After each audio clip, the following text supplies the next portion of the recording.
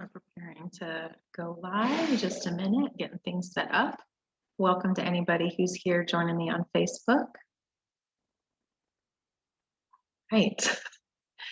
Welcome to everyone here joining me on Facebook. I'm going to record this as well so I can upload it to our membership site. So this is our monthly teaching that will be added by the end of the day Monday. That's going to be added to our advanced session material on the membership site for the Redefined process. I'm super excited about this. So let's see, I'm going to record. All right, welcome everyone to the Redefined Process Advanced Session 2. This is called Color by Color, and you'll see shortly why I have named it that. This is an art exercise all about color and our identity, because of course we are working towards redefining our identity here in the Redefined process. And I'm just really excited to share this with you because it's a very simple art exercise, but I think you're going to get a lot of value out of it, as you'll see as I explain kind of the rationale behind this. First, I do want to remind everybody that what I share in these monthly trainings, these monthly teaching times, is designed ideally to do after you finish the 8 foundational sessions, but at minimum, I just want you to have finished session 1 so that you have a basic understanding of kind of what the process is of the kind of intuitive art making, and that the scribble drawing is key. And that's what a lot of these advanced sessions in the beginning, we're going to be going really back to the basics of the scribble drawing. So I want you to at least have an understanding of both that and of what we do with the writing process. Okay, so you're welcome to watch this and enjoy it if you have not done session 1 yet, but I want to caution you to wait and at least complete session 1 before you give this a try, just so you'll get kind of the full benefit of it. Okay, and this is something you can come back to again and again, as I'm sure I'll share as we go on. So you know, this is something that I incorporate on a regular basis, different variations of these basically scribble feelings drawings. Okay, so color by color. Oh gosh. Okay, there we go. I was trying to figure out how to advance my screen. So let me move my little icon here so I can see. So let's talk about color. So in the beginning stages of my recovery from narcissistic abuse, one of the biggest aha moments I had was related to color. In the beginning, I'm going to read some from some things I wrote, and then I'm going to kind of talk more freely as we go on. So I had this aha moment around color. So I began to notice that 2 particular colors were recurrent in my artwork.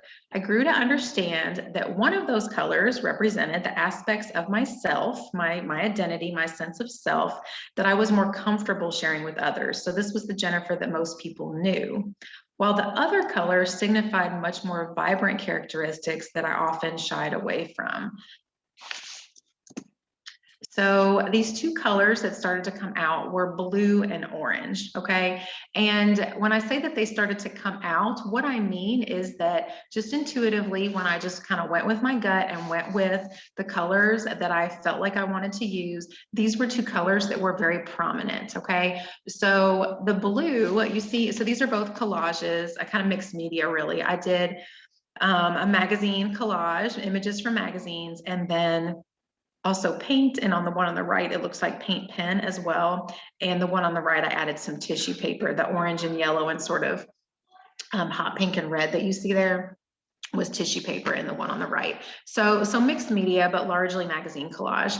And so the blue one I did first. It was on actually larger paper than the other one, but just kind of a scrap piece of paper. And I was just going with what felt right. I was picking images from magazines that I'd already kind of cut and torn out and had a big pile of them. And I was picking things that just felt like me. So there was no directive that I was following. This was just images that felt like me. And I picked things that really represented how I present myself to others. So I picked, you know, I have the blue color there, which is that color that most people relate with me, kind of aquas and turquoises and teals and blues. Those are very Jennifer colors. And I had I've got vegetables on there, nature, a couple pictures of children. There's this peaceful looking woman doing yoga. while I knew that I wasn't always peaceful, a lot of people, you know, who saw me as a therapist, who kind of had it together and had my anxiety under control, you know, they saw that side of me. And so then, and that's true, you know, it's not like that's a front that I was putting up. All of those things were true about me. But of course, we know that we all have multiple aspects to who we are, right? It's not just what we present on the surface, for example, to surface level friends and acquaintances or coworkers or clients we might serve in whatever job we have. So that was true to who I was, but it wasn't everything. And so as I progressed in my art making, in my recovery from the abuse, just trying to explore my identity and what I wanted to do within the creative process, more warm colors started to come out. So these oranges and pinks started to come out.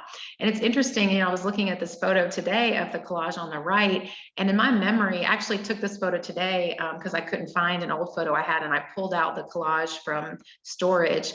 And you know, in my memory, it was actually much more orange. It had been like maybe, I don't know, at least a year since I'd looked at this collage. And well, I guess side note, these were both completed probably in 2016, maybe 2017. Okay. My separation was initially in 2015. And then in 2016 is when I really started getting into the art making to reconnect with and redefine my identity. So around 2016, 2017, these collages were made. And I remembered it being much more orange. And that just shows me, you know, reflecting on that now, that even just a little bit of those warm colors, you see the orange and yellow tissue paper and a little bit of red and pink, even just a little bit of that felt really overwhelming to me and really like out of the box. And so I thought of this collage as being like the orange collage. Well, and I guess there in the middle, there's a pattern, and it's actually an image of a screen print cloth. And so it's orange with blue on top, but so there's another orange in there. But I remember thinking like, this is so orange. This is so vibrant. Like that's how I felt about it. And so what I began to discover about the orange was these more kind of intense, passionate parts of me, you know, that these more fiery sides of me, my sexuality, just things, you know, I'm a type of person that really doesn't shy away from voicing my opinions and my convictions, you know, not just for the sake of arguing, but I'm a person of strong convictions and strong values.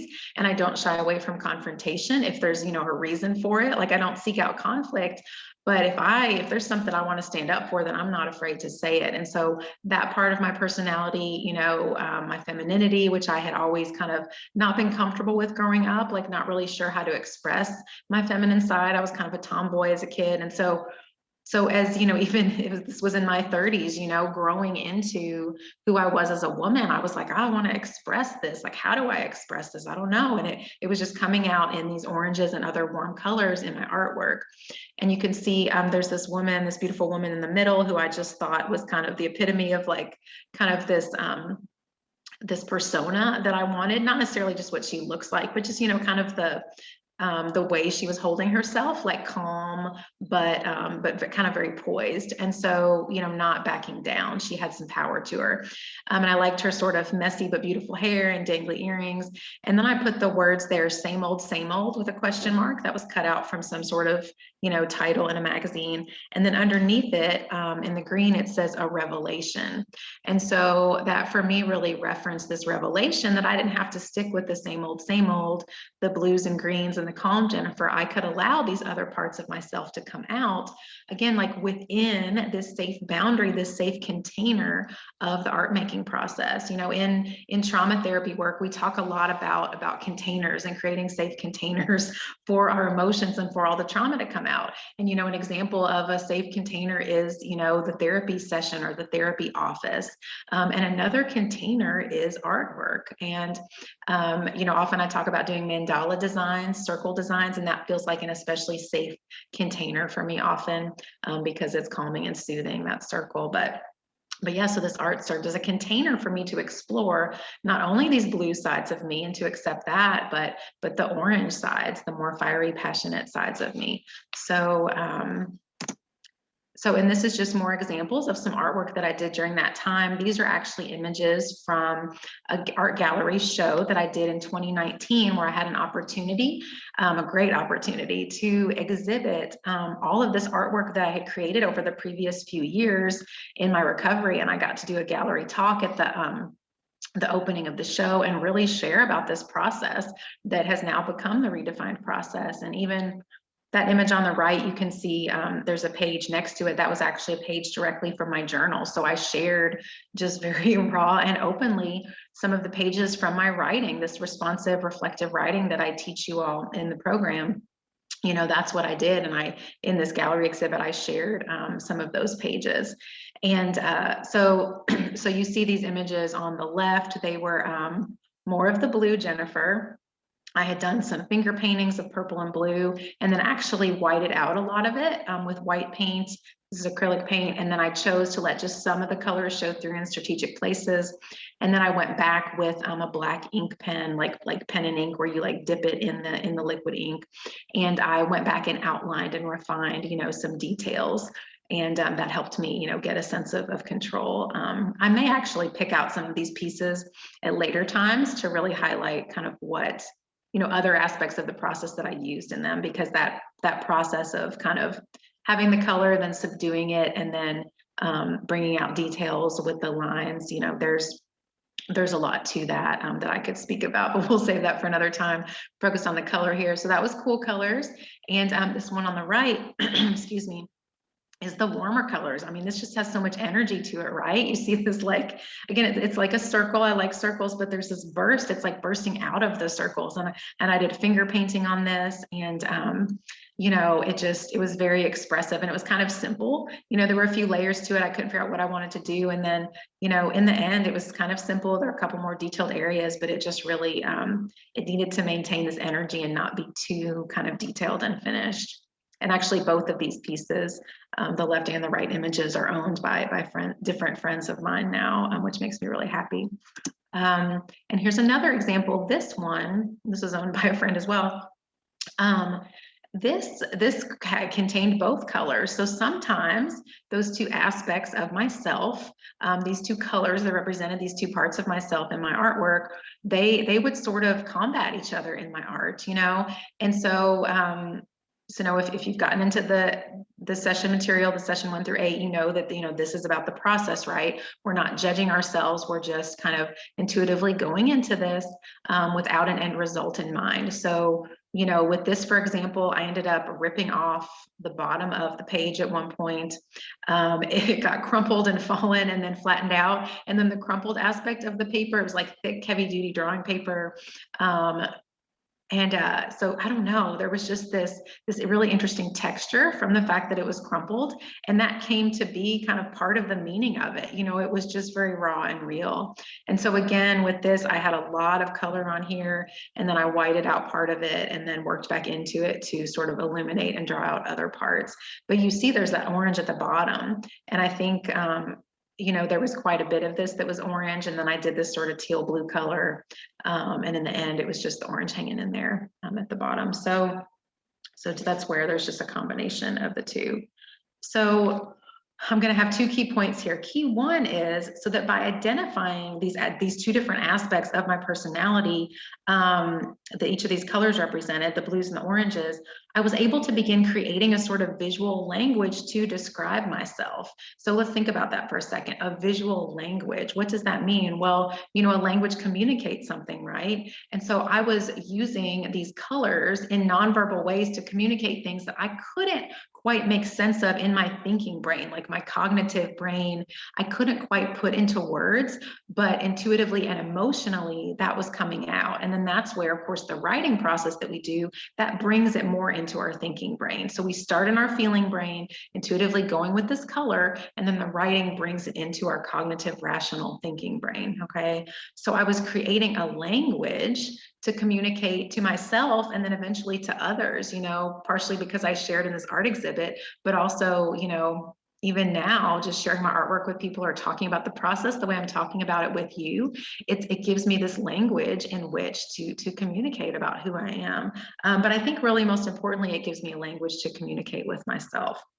So yeah, I began creating this visual language to describe myself. And so even now, as I draw and paint, like while I'm in the process, I pay attention to which colors are rising to the surface, to which colors I'm feeling drawn to, and how that might relate to my mood at that moment, to my thoughts, to my limiting beliefs that have been circling in my head that particular day.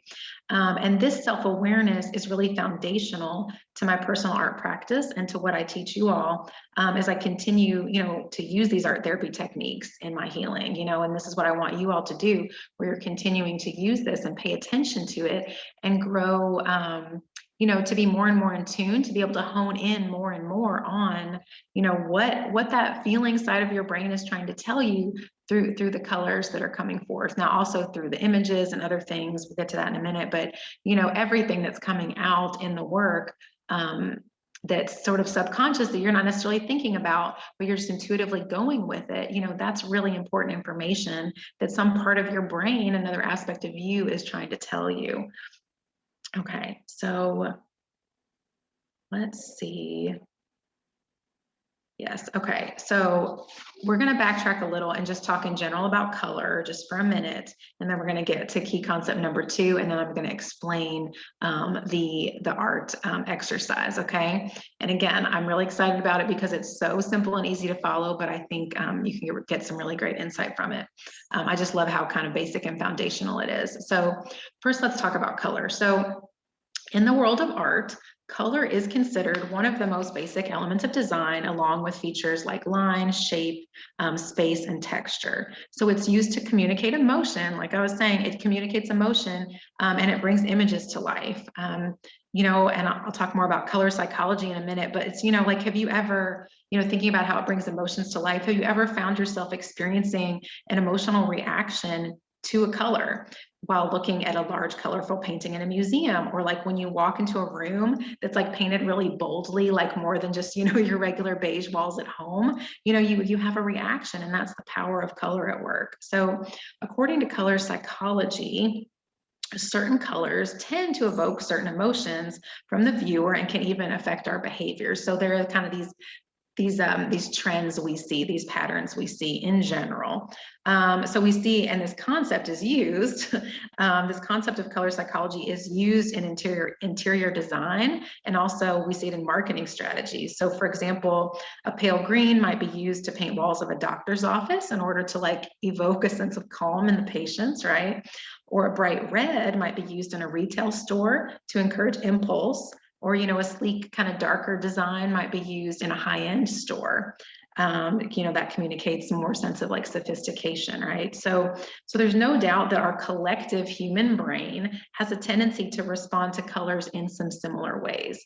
Okay, but here's a point that I want to make, because people can get hung up on this thinking certain colors have to represent certain things. So while our human brain tends to view colors in some similar ways, there are a lot of differences among us as individuals. So what I've noticed in my work with art therapy clients is that holding too tightly to these preconceived definitions of colors and their meanings can really hold us back from getting deeper insight. So when a client assumes that like they have to use blue for sad or red for angry, then they're really missing a sense of spontaneity and intuition that's so important to the art therapy process. So I'm gonna say that last part again. So when we hold too tightly to these sort of definitions of what we think certain colors have to represent, then we're really missing out on the spontaneity and intuition that's really important to the art therapy process. Now, I know in this coaching program, we're not doing art therapy per se, but we're using so many of those principles where we're using the art process. It's about the process. I say the word process so much because it's about that experience in the art making when we're in it, more so than the finished product, more so than any sort of definition or meaning that someone else could assign to it. Art therapists can sometimes sort of interpret artwork, like kind of assign meaning to it, but that's really not the bulk of what we do. It's all about the process of what the client experiences, and then also, you know, what they have to say about it, what meaning has come out of it for them. So, you know, I'm not looking at your work, especially in this coaching program, you know, I'm not looking at your work and assigning some meaning to it because of the images you use or the colors or anything else. All right. So I don't want you to miss out on some of just the great, like, juicy nuggets of insight that can come from being spontaneous with your use of color. Okay. Now, okay, so my key point number 2, along with that, is go with your gut.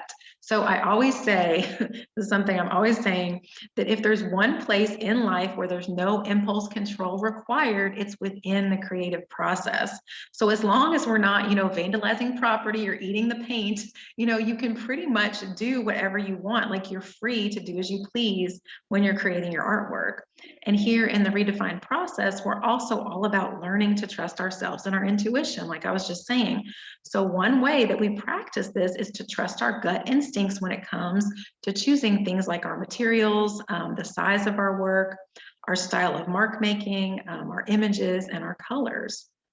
So, you know, this is where you really get to choose whatever the heck you want to do. And this is where there's so much symbolism here, but it goes deeper than that, that there's symbolism in, you know, in this process that I'm taking you through. You know, we're doing the art, but it's really mirroring this process of practicing being intuitive in your life. But even more than the symbolism or mirroring that, it is like when we practice it, no matter where we're practicing it, whether you practice, you know, voicing your opinion of choosing where you're going to go out to eat with friends, or making a decision in some other seemingly small aspect of your life, it creates this confidence in you and this ability to trust your intuition and be who you are in other bigger areas. So it's the same with the art process. We're practicing going with our gut in this art process, going with whatever color stands out to us in our marker box or our crayon box or whatever it is. I tend to have buckets here, but you have boxes, your new pristine box of crayons, like whatever color stands out to you there. Go with your gut, practice just trusting it, because again, there's no impulse control required. There's no negative consequence of choosing the red crayon or the purple or, you know, the gray, black, or brown, like, oh, that's ugly. It doesn't matter. You go with your intuition, go with your gut of what stands out to you, and you're going to get information from that, and it's going to build your ability. It's like building a muscle, right? Like when we're working out, we build muscles. There's this muscle memory, you know, like we're building kind of our muscle memory of practicing our intuition, going with our gut, and being who we are. And so that, oh gosh, it's so important. This is so foundational to what we do. Now, so I do want to point out, in the session 1 through 8 material, I am a lot more directive. So it may not feel like you have so much freedom with that, but really there still is. You know, I'm not telling you exactly how to create your image. I'm not telling you what colors to use. But if that feels really directive for you, understand that you still have so many choices. And also there's a method to that. There's a reason why I'm more directive in sessions 1 through 8. And then I'm building you up towards more independence with it. And then that's where in the advanced session material, it is much more open-ended. So the advanced sessions, you know, this will be number 2. I've got 1 already posted. You don't have to do them in order. You know, I thought number 1 would be a good next step after session 8, but you don't have to do that, okay? This is, you can hop around and pick and choose like what works for you. All of these advanced sessions are all about helping you go with your gut, trust your intuition, create your artist voice, and continue to practice this, just like I was explaining. Practice within the safe space, the safe container of the creative process, this art making process. Practice being you and figuring out who you are, okay? So anything goes. Even with sessions 1 through 8, there's so many different directions you can take it. There's really not a wrong answer, okay? So our key concepts, just to review, I'm going to go back because I want to make sure we get this. So identifying the aspects of my personality that each of these colors represented, I was able to create a visual language to describe myself. So we're creating a visual language and we're going with our gut, okay? We're going with our gut with the purpose of creating a visual language, all right? So these 2 keys are important. And again, this will all be I'll see if I can download this presentation or upload it to the program site. If I don't do that, either way, I'm going to have some written, easier to read directions, for you to follow for this. Okay. And I'll include these key concepts on there. Okay. So we're going to get to the actual art exercise. Good. We're halfway through here. I'm going to take a drink of water real quick. Okay. I'm calling this color by color because we're choosing one color at a time and working with that. Okay. So materials. You can really choose whatever drawing materials you want. I'm going to recommend some type of marker, which is rare for me. I'm usually all about, the chalk or the oil pastels, something that's a little more fluid and expressive. For this, I would say markers, color pencils, colored like gel pens, if you like that, or crayons.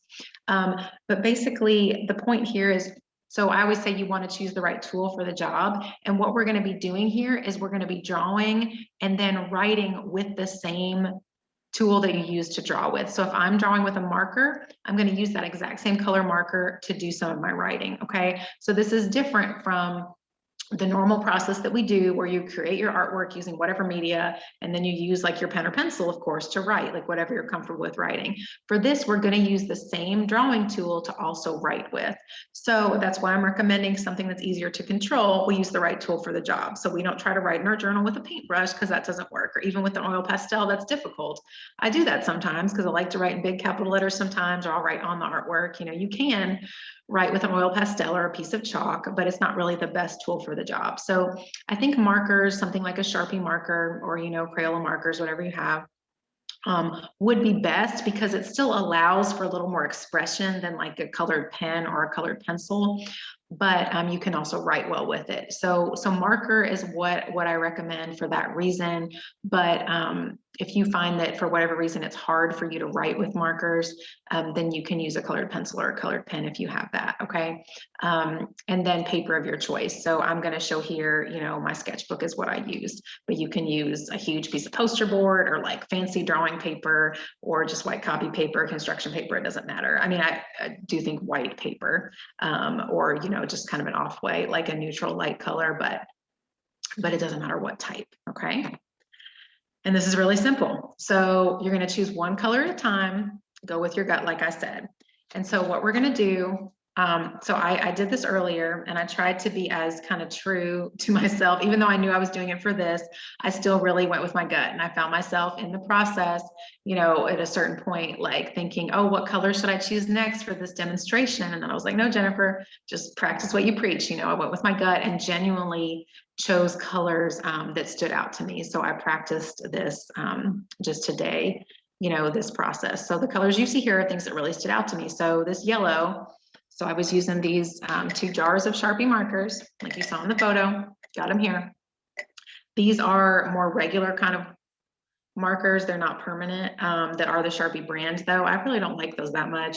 And then these are the more typical permanent marker Sharpies. I like those because they have a real vibrant color, but of course they're permanent, they bleed through. So there's some negatives there. But so this yellow stood out to me. And so what I did is I did a scribble of whatever felt right to me. So I wasn't going back and doing the full formal process that I teach in session 1, where you do the body scan, you identify your emotions from a list, and you assign a color to that. I wasn't doing that. I was more intuitive with it. So again, we're moving on from those really directive tasks that I gave you in session 1 through 8, and we're just going with our gut more.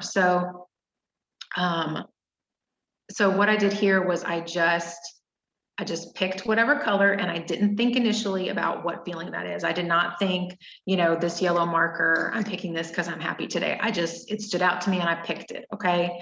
So pick whatever stands out to you. If you don't know, just pick one. Okay. Pick what stands out to you. Don't like close your eyes and pick. I want you to look at it and choose, but just pick the first one that really stands out to you.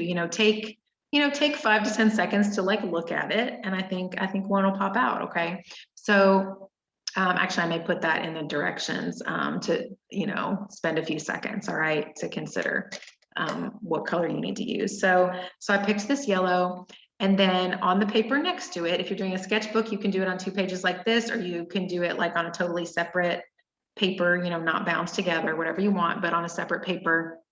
I wrote a couple sentences about this. So following the reflective writing process that I teach you in the first 8 sessions, I just did this. So I wrote, a lot of times I start out by describing what I see and then start asking questions. So bright and vibrant and happy, but I notice that it's falling. So I notice these scribble lines look like they're kind of falling, like rain or something is what I was picturing. You might not see that in my little simple scribble, but that's what it felt like to me. And I said, so why are you falling? And then the answer that came to me that my brain just gave me right after that was, I want more. And so I actually got a different yellow. Both of these were kind of running out, so I wasn't too happy with it. It's hard to tell there, but the other yellow was a little bit of a different color. It was lighter. And so I colored in a little more solid, even though the marker was running out, it didn't work too good, but I colored in more solid.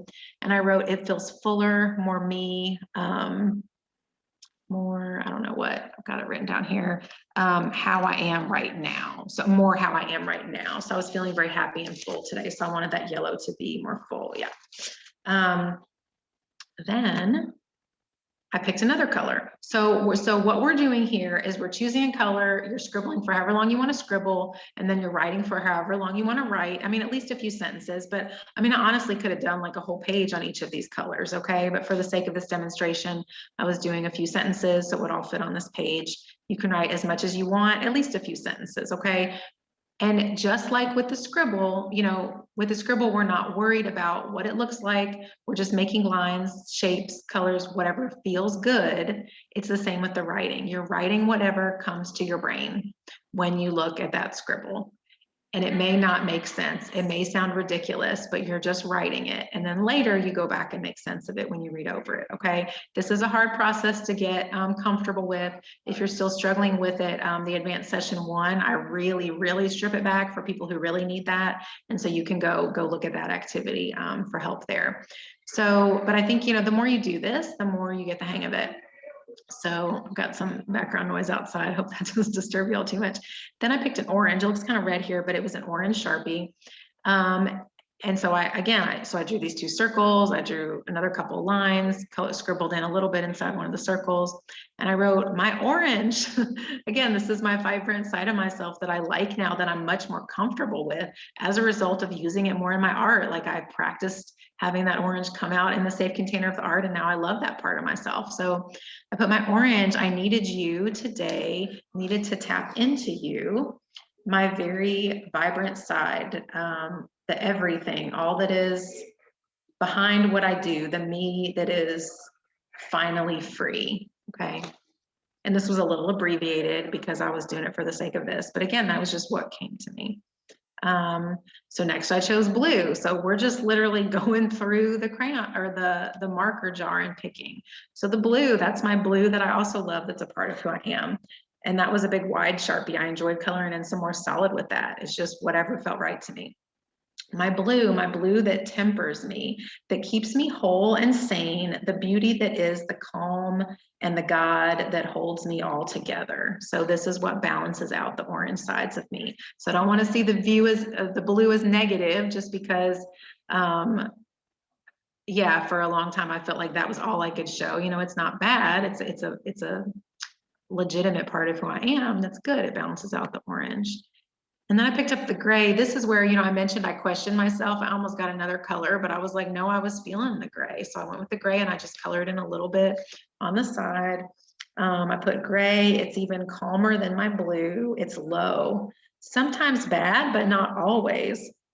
It's everything I need in different ways. So different ways than the orange and stuff. I wrote, it's a blanket. Now, again, like that just came to me, like the gray just felt like a blanket. The way I colored it in solid, I said, it's a blanket, but sometimes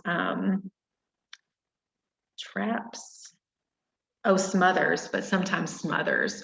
So it's a blanket that can be comforting, and I was thinking when I wrote this, if I'd stuck with it longer, I could have written this too, about like a gray kind of stormy day, like today, this morning was a day like that here where I live, where it was really overcast and cool in the morning. And for a July day, that was really refreshing. It's like a break from the 90-degree heat and all the sunshine. The sunshine came out later, but it was refreshing and comforting and felt like a cozy blanket to have that cooler gray day. gray and a break from the sunshine.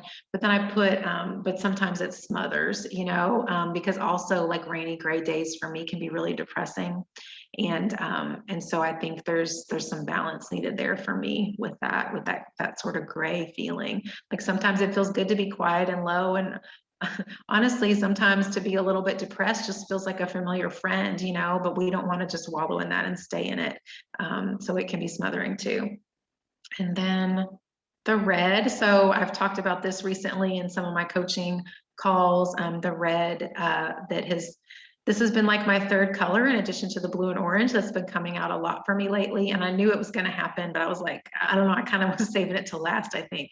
My big wide red Sharpie, this big wedge tip Sharpie I did with the red. And so for the red, I wrote the opposite of everything so far. The pain I can finally begin to bear, that I can begin to process.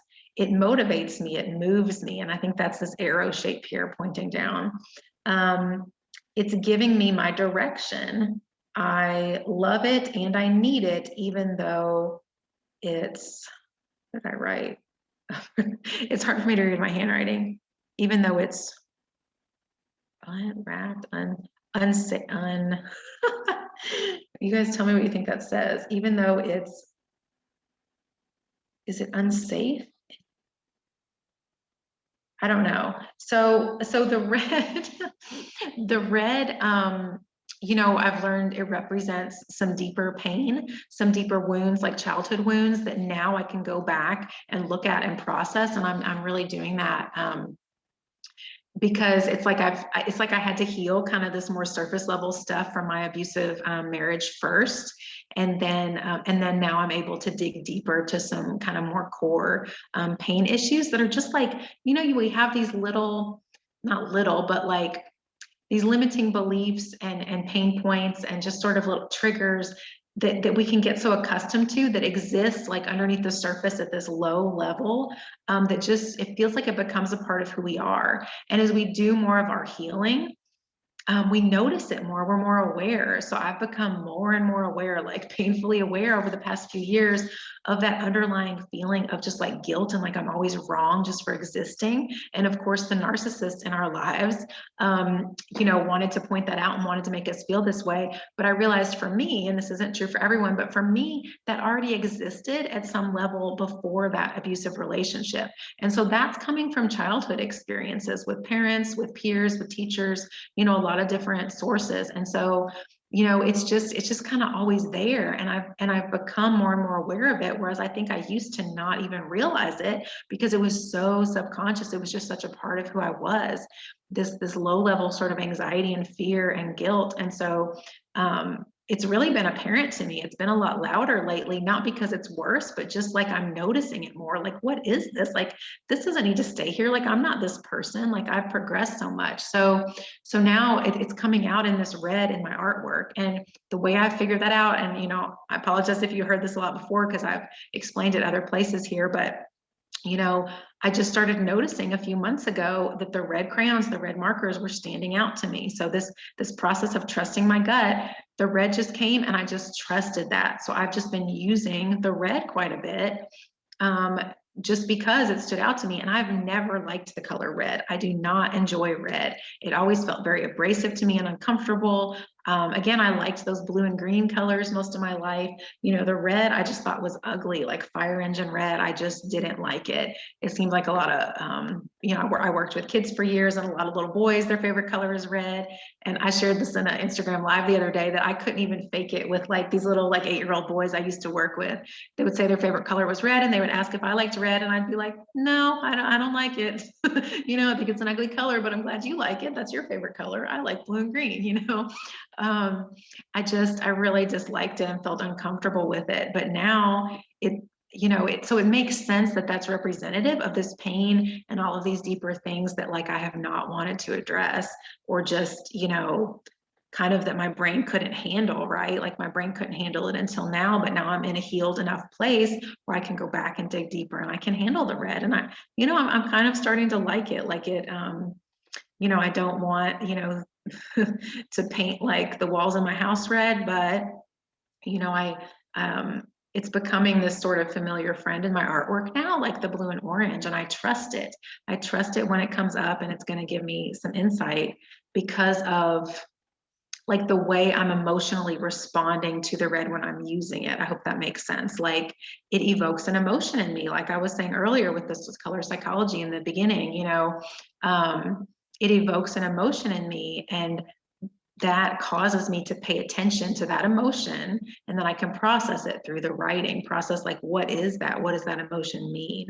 And so I'm starting to be familiar with and even enjoy the feelings that come up from the red, even when they're uncomfortable, because I know I'm going to get insight and I know I'm safe. It's not like an uncomfortable trigger, like having a man scream in my face and then like, oh, I feel triggered, let me see like what this is about. Like, no, that would be uncomfortable, like on a whole different level. But a red marker, and if I'm like, oh, like that color feels a little abrasive, I'm not sure about that, it's safe to explore that, because it's, I don't want to say just like to minimize it, but it is just in drawing, in painting, in creating art, not like in a real life scenario. So I'm able to explore that emotion that comes up through the color red, and that's safe. I hope that makes sense. This can get a little convoluted, and it makes so much sense to me that sometimes I have trouble explaining it. So please reach out with questions, if that's hard for you to understand. But this red is really important to me right now, and I went with my gut today, and it needed to come out again. So one last thing here is, this is another example. Now, I shared this in a coaching video the other day, so you all have seen this if you've watched that video. I'm just checking Facebook real quick for if anybody's in the group live. Okay, so it's weird, I'm seeing myself now on the screen. So this is a different way that I did it. So this is the same thing that you, as my other example, like it's the same idea as this, but you'll see that I did it, different kinds of shapes. So this is kind of a typical way that I scribble that is very like, primitive looking, and that might not be the way you work. Okay. So, or it might not just be the mood that you're in, right? Like it depends on our mood too. So this day it was much more, I needed like calmer, more controlled lines, and that's what was coming out of me. And I was just coloring in more solid areas, more solid shapes. So again, there's not a wrong way to do this. I don't want you all to feel like you have to copy like the way I normally scribble. I share a lot of like crayon scribble drawings and things with my jumbo crayons, and you all might not do it that way, and that's okay. So this is just another example of where even with me, just on a different day in a different mood, it was coming out in a different way. So you see I have it, just like solid areas colored in. And I did the same thing though, like after I drew this kind of green wavy line, then I wrote like a sentence at the top of just what I was feeling with that green. And then I did like that kind of peach color next. And then I just wrote what that was. And then the yellow and then the blue was just these little added dashes at the end. Oh, and then the red I put is red here. Yes, always, something. So I wondered, where's the red? Why isn't the red coming out? And then I added that at the end. So that's just another example of how to do this. There's a lot of different ways, but so the key, the main point here is just to take it one by one color at a time, intuitively picking out the color that grabs your attention, and then doing your writing with that color. And then, I just want you to reflect, to go back and read over that and see, just see how that feels. You might want to do after this some additional writing, maybe in a different color, like maybe then do it in your black ink pen or whatever you normally like to write in. What this process was like for you. Was there a color that you felt more comfortable with or less comfortable with? Was there any particular insight that you got out of this? What colors in general seem to rise to the surface for you? It could be one or two or more colors that seem in line with who you are, and that can change over time. For me, it used to just be blues and greens, and then I've added colors over time. So what for you right now Or, it could change and go away. Maybe the red is going to go away for me at some point once I've processed what I need to process with it. Who knows? So what colors for you right now, regardless of what sort of colors have always been your favorite colors or you've always identified with, like what colors for you right now are coming out, and just, how does that play into this activity that you did? And yeah, what further insight you got out of that? And so if you have any questions, I would love to, if anybody's doing a Facebook group, I'll hang out for just a couple minutes and you can let me know what questions you have. If not, post questions, anywhere in the Facebook group. I'll leave this live recording up, but this is also going to be, again, added to the session 2 material. So, or not session 2, or advanced session 2 material, I should say. So to the advanced sessions, so that should be uploaded, I'd say by the end of the day Monday. It's Saturday night right now. By the end of the day Monday, I should have that all up. I'll have this video uploaded, possibly the PowerPoint presentation, and then definitely step-by-step directions of how to go through this art task. But as you saw, it's very simple, color by color, one by one.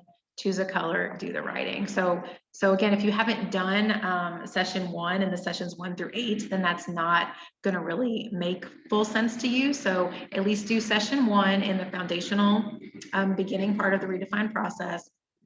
And then if you'd like to do this to sort of explore that more, to add that to kind of a daily or weekly art practice, then I think that would be great to help explore this color identity topic a lot more. I would love to hear from you all in the group, like what is your color identity? What are you discovering? What are you exploring as far as color? What's coming out either through this exercise or through the other session, tasks that you're doing. I would love to see what your all's color identities are. Mine with the blue and orange, that's very, they're complementary colors. So you see those colors a lot together in all kinds of design and artwork. So it kind of makes sense from that standpoint, but maybe your color or colors do, and maybe they don't.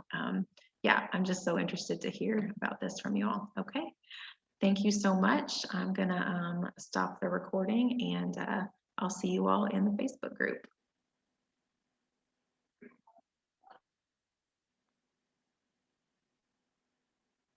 And those viewing on Facebook, I'm going to stop my share, and you all have a good night. Good rest of your weekend.